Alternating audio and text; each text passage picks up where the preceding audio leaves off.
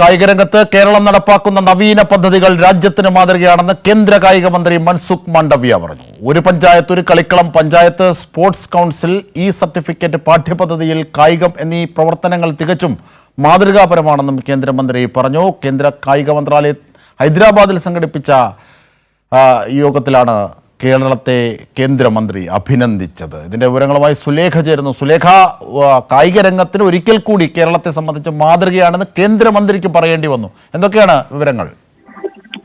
അജിംഷാൽ, തീർച്ചയായും കേരളം എല്ലാ മേഖലകളിലും മാതൃകയാണ് എന്നത് തന്നെയാണ് കേന്ദ്രം പറയുന്ന ഒരു കാര്യം. ഇപ്പോൾ കായിക മന്ത്രാലയത്തിന് കൂടി കായിക വകുപ്പിന് കൂടി അത്തരത്തിലുള്ള അഭിനന്ദനം കേന്ദ്രത്തിന്റെ ഭാഗത്തു നിന്ന് ലഭിക്കുന്നു എന്നുള്ളത് തന്നെയാണ്. ഇത്തരത്തിൽ ഹൈദരാബാദിൽ സംഘടിപ്പിച്ച ചിന്തൻ ശിവറിലാണ് കേന്ദ്രമന്ത്രി കേരളത്തെ പ്രകീർത്തിച്ചത്. കായിക രംഗത്ത് കേരളം നടപ്പാക്കുന്ന നവീന പദ്ധതികൾ അത് രാജ്യത്തിന് തന്നെ മാതൃകയാണെന്നതാണ് കേന്ദ്ര കായിക മന്ത്രി മൻസുഖ് മാണ്ഡവ്യ പറഞ്ഞു വെച്ചത്.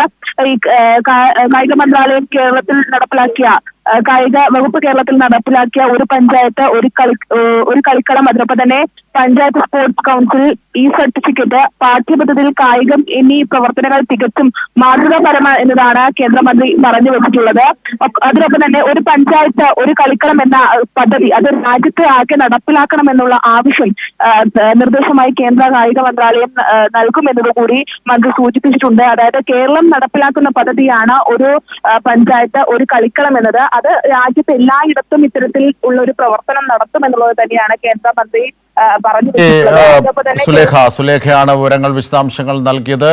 ആരോഗ്യരംഗത്തിനും വിദ്യാഭ്യാസത്തിനും ക്ഷേമ പ്രവൃത്തിക്കും ഒക്കെ കേരളം നമ്പർ 1 ആണ്. ഇത് കായിക രംഗത്ത് കൂടി നമ്പർ 1 ആണ്, മാതൃകാപരമാണ് രാജ്യത്തിനെന്ന് കേന്ദ്രമന്ത്രിക്ക് പറയേണ്ടി വന്നു. ഇതിന്റെ വിശദാംശങ്ങളാണ് സുലേഖ നൽകിയത്.